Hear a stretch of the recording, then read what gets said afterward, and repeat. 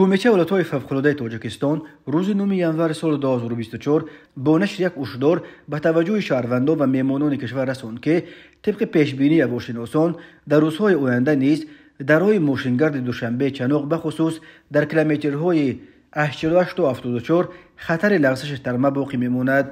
در رابطه با این کمیته ولایت‌های فوق‌العاده از شهروندان خواسته است که در این روزها سفرهای خود را به این سمت محدود کنند و سفرهای بدون ضرورت خودداری ورزند. در مناطق ترمزا همچنین انجام هر گونه کارهای کشاورزی، جمع‌آوری هیزم، ماهیداری و غیره مصلحت داده نمی شود.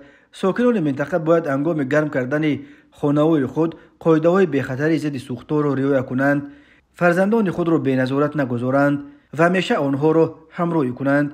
کمیته به رانندگانی که به این سمت قصد حرکت دارند توصیه می‌دهد که قبل از سفر اول از منبع‌های رسمی از جمله کمیته ولایت‌های فوق‌العاده، وزارت کارهای داخله، خدمات ارائه وزارت نقلیات درباره وضع راه معلومات دقیق دریافت کرده به معلومات هواشناسان در مورد باد و باران دقت دهند.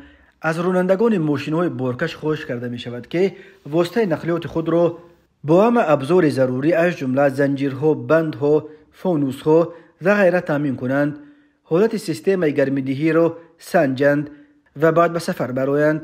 به خاطر پیشگیری از هر گونه حادثه‌های ناخوش کمیته از رانندگان خواهش می‌کند که صورت حرکت را در راه‌های کوهستان بالا نبرند و فاصله بین ماشین‌ها را جداً رعایت کنند.